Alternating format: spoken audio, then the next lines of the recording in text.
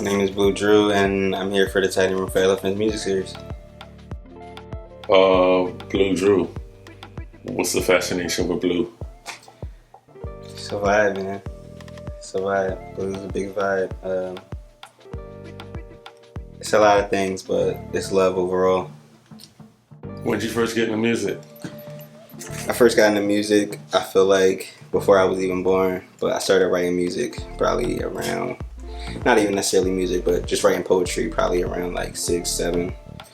And I started probably making music in my teens, my early teens. Let's talk about Patience Riddim. Like, can you explain how it came together, who you made it with, the vibe? Patience Riddim came about probably a year and some change ago. I was looking for a producer I could work with on Afrobeat and dance type music for a while. And me and Eric sat down for a session one day and he played this sample. He ended up switching it around and doing a bunch of stuff to it, and here we are, you know. Just talk about the people in your band. The people in the band, Eric is the producer. He's on the MPC doing some sounds. Derek is on the guitar. I've known Derek for a few months now. Well, I've known of him for over a year now, but I just met him a few months ago, so I've known Derek a few months now. And Joey, I've known for years. We met back in the day, just in Philly in the underground scene period.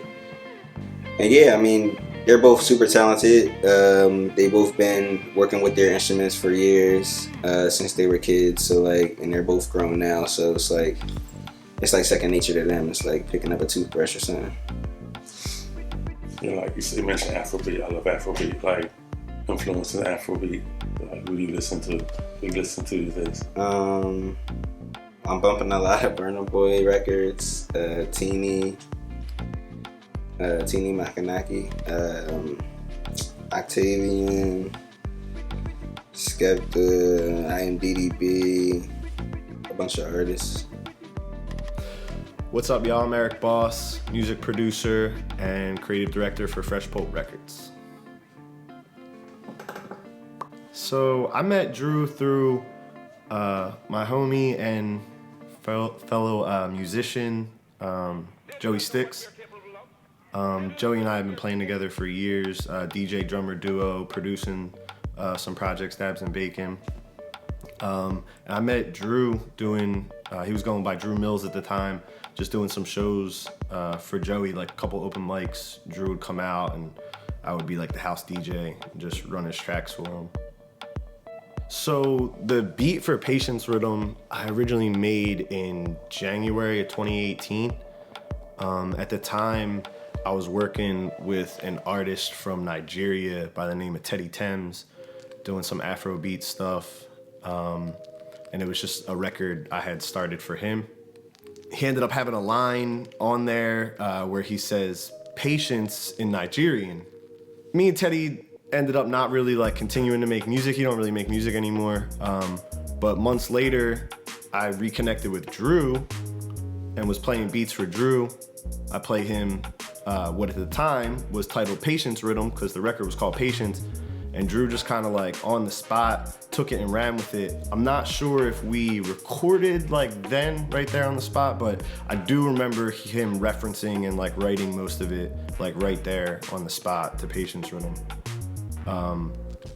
We would probably sit on that for, I want to say maybe like a few months before I brought my homie Derek, who plays guitar on the record, in to play guitar. So the original record was just like a keyboard progression, and same drums, same bass line, same like vocal sample, but the lead was not the guitar.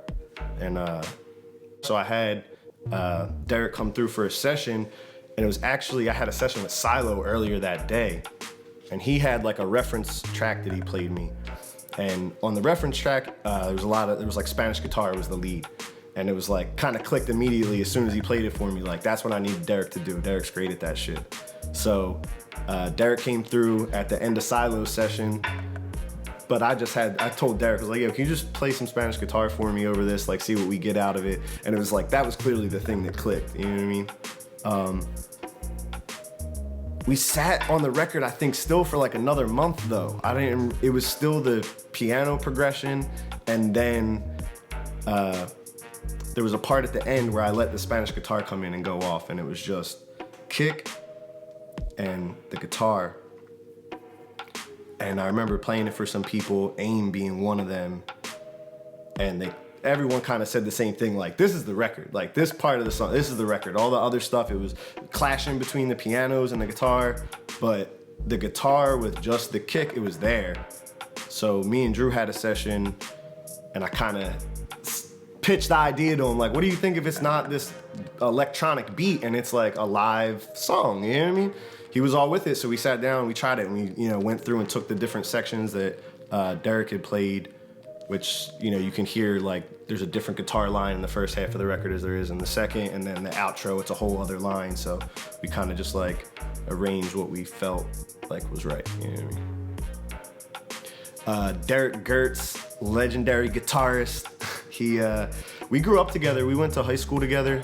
I've known Derek probably since I was, like, 13, 14 years old.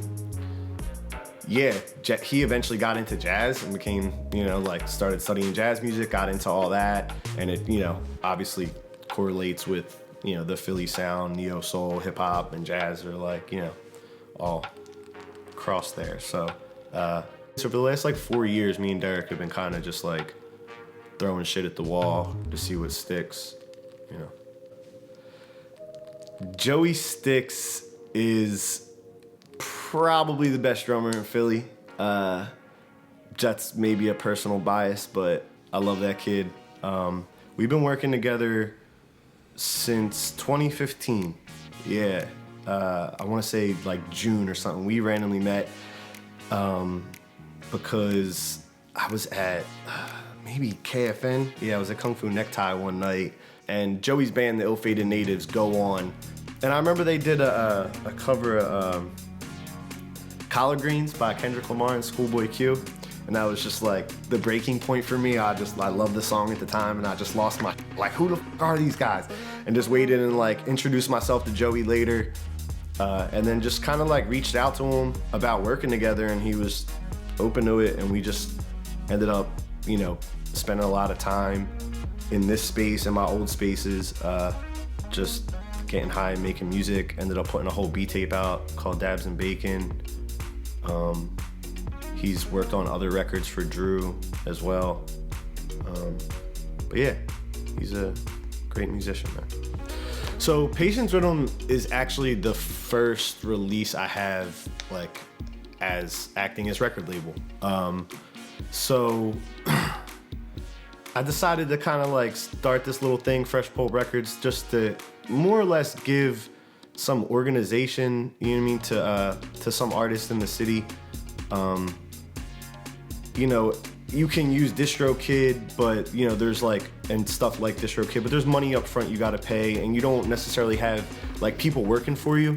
And when AIM and I had put out Flowers Started Dying Yesterday, we did that through Soul Spasm, and just the help there, just off of the strength of making good music, was like very refreshing. Major labels, indie labels are kind of like few and far between as far as like being big staples like they were before. A lot of independent, like personally independent stuff, right?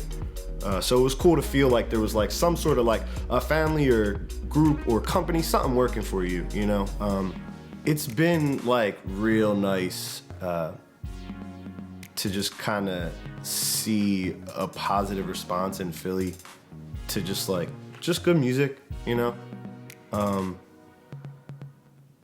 There's a lot of, I feel like, stepping on toes in Philly, but there was something that I felt when Patience Riddim came out, and just like, going out to places I go to parties I go to, and hearing my own record from people who I admire as DJs, performers, whatever it is, It's been real nice, and it's like every DJ I can think of that I'm friends with that I would want to be playing this record in Philly without me asking has been playing the record. But it's been real nice. It's been like a great reception. It's been doing really well online too, which is cool. Allow myself and Drew to, like reach an audience outside of the city. It's hard sometimes, you know what I mean? So it's been cool. I want to dress up in like a suit with a vest and like smoke a cigar and like a hat and tell people why their records are. Listen here, kid. This is why your record sucks. See? Yeah. Like old school. It's a segment on our podcast. Why your records suck with Eric. With Eric and James. When you send them to me, then I traumatize them. I build them up, and then I bring them back to you, and then you put out a fucking record.